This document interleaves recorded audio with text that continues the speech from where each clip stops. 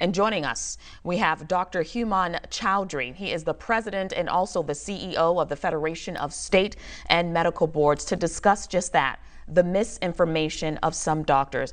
Dr. Chaudhry, what rate of misinformation are you seeing? And do you feel that medical professionals should be held responsible? Well, that's a great question. We don't have hard numbers, but we do see an uptick in physicians engaging in this sort of misinformation, which is troubling and alarming because doctors are trusted. You accept that the doctors are trained and skilled and educated, and that what they say is based upon science. But we have seen examples in the news in the last few weeks, in the last months, and really since the pandemic began, of misinformation everywhere. But when it comes from doctors, it's particularly troubling. That's why my organization, the Federation of State Medical Boards, last month issued a strong statement to remind doctors that in the middle of a raging pandemic, if they engage in any kind of misinformation or disinformation, they risk losing their license. That's the penalty. That's a hefty penalty, Dr. Chaudhry.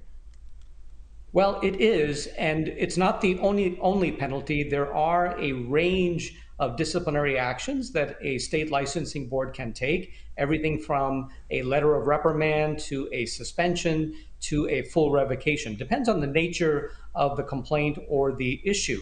What you don't hear about in the news is how many times when a complaint is received by a licensing board, that the licensing board reaches out to the doctor and the doctor decides to correct his or her ways. You don't hear about that. You hear about those who don't change their ways. But the key is we all have to work together to try to end this pandemic. Absolutely. So what about the responsibility of elected officials who prop up these so-called experts? And I'm sure you remember a particular instance with former President Trump. Had that woman who was a so-called expert, but then there was no trace of her actually having a medical degree. Well, that's a great question. There's something unique about when you have an outbreak or an epidemic or a pandemic, in this case, there is confusion, there is misunderstandings, and there's misinformation.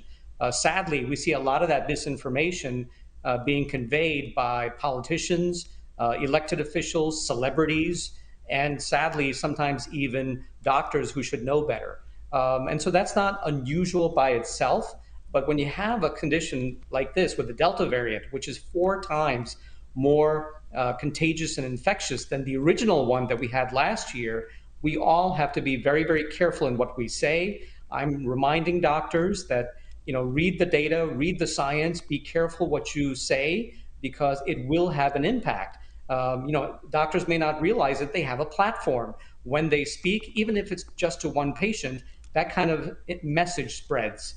Absolutely. Okay, so one thing we constantly hear is follow the science, follow the science. We don't need to wear a mask, follow the science. What science are they following?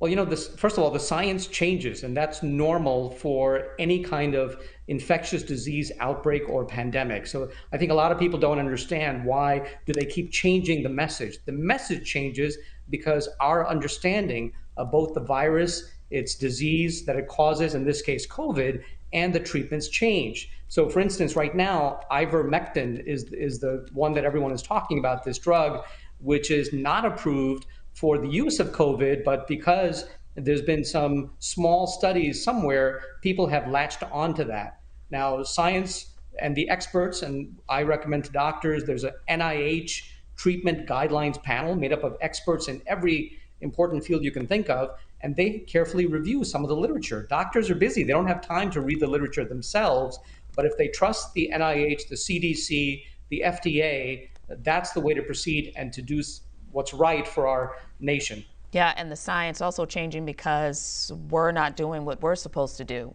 We're fueling the virus and it mutating.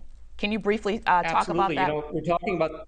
We're talking about the Delta variant. There are at least 8 or 9 other variants out there, and if we don't get the vaccination numbers higher, we're going to at some point have a variant that's going to be resistant to the vaccine, and that's dangerous. So we do need to all ask the right questions, talk to your doctor, read the science. Don't listen necessarily to all the politicians or all the celebrities, but try to make the right decisions. All right. Thank you, Dr. Chaudhry. It was a pleasure having you. Thank you for that insight, sir.